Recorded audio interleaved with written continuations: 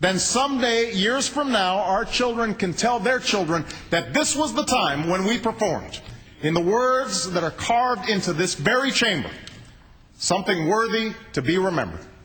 Thank you. God bless you. And may God bless the United States of America. This was an excellent speech. You know, there are parts that I was skeptical about, and as I did the play-by-play, you heard me, I was a little skeptical about the bailout and how he was going to hold all the bankers accountable, and they weren't going to get a dime in bonuses that they didn't deserve, et cetera, et cetera. That's not how the legislation is written, so I'm a little skeptical about that.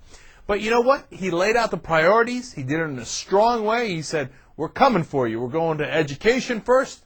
Energy first, then healthcare, then education. Those are his 3 top priorities, and in that order. And he said, we are going to rebuild the infrastructure here so that we are going to produce the energy that the rest of the world is going to consume here. Okay? And we're going to be the leaders in that category. And we're going to do healthcare not later, but within the year. And that was a very important statement, that it be done within the year. Because I was afraid that it was going to get put off and put off. Then he emphasized education in a way that I honestly did not expect it to be that strong. And he did. He said he had specific proposals too. If you do volunteering or for the country in the armed forces or in other ways, we're going to help you with tuition. I want everybody in America to get at least 1 year of higher education. By 2020, I want to have the highest percentage of college graduates in the world here in America. And that seems like a tough goal, but he's going to go for it. And that's how we do in America. We set tough goals if we have good visionary leaders, and we accomplish them. It was hopeful, at the same time realistic. And he said these are the things that we needed to do for the economy. Now these are the things that, in the short term.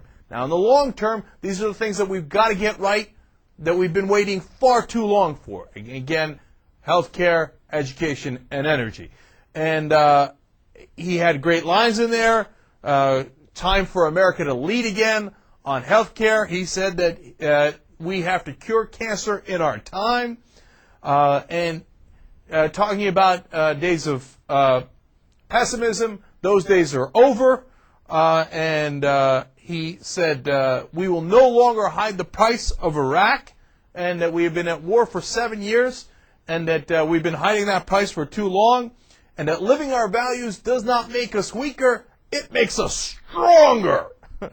And I like that a lot as well. Look, but and in the beginning, he emphasized hard choices and accountability.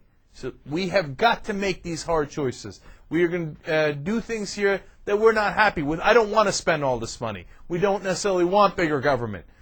He said that in the beginning. But you know what? This is the situation we find ourselves in. So, and now, here's the critical part of the speech.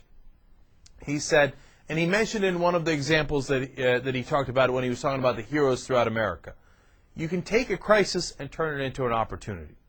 What we've suffered here with the economic meltdown is terrible. But we could use that to restructure our industries and restructure our healthcare and restructure the whole country with an eye to long-term investment, doing things right in the long term, so that we can build out of this. He said, we've been given this great opportunity here. The opportunity is to take what are extraordinary times and show extraordinary vision and build the America that we can all believe in. Yes, I know that's a little bit of political talk and how politicians always have these flowery speeches, etc. But he also talked about being realistic. And by the end of it, he got me to feel that hope. I felt it tingling inside me a little bit.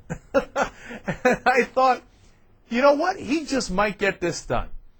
The bipartisan reach out, the priorities, and getting America back on its feet.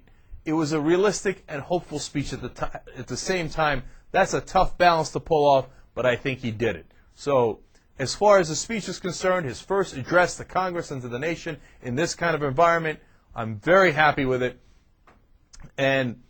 But most of all, I've got to say, go back to what I said right at the beginning when we started covering the speech. Just to see Joe Biden and Nancy Pelosi behind him and President Barack Obama giving this address was a treat. And every once in a while, I would remember what we just had. President George W. Bush, Dick Cheney behind him, and then for so long Dennis Hastert as well back there. And we got a new America, ladies and gentlemen. And this America is much more in line with my values and my way of thinking, and I think for a lot of us, we feel that same way. And it's a relief not to have Dick Cheney with his smirk back there, and to go in the right direction here. And I was just thinking, man, if you had told me a couple of years ago that those were the three people that were going to be up there, I'd have been like, really? Man, you really are hopeful. You really are dreaming. Is that really possible? And look, I'm a dreamer. I thought it was possible. But just to see it come to fruition, it was terrific. All right, so we got a little bit of hope. Let's see what he does with it. Now we go forward and we do the real work of actually getting this legislation passed and changing the country. This is the agenda we've been waiting for.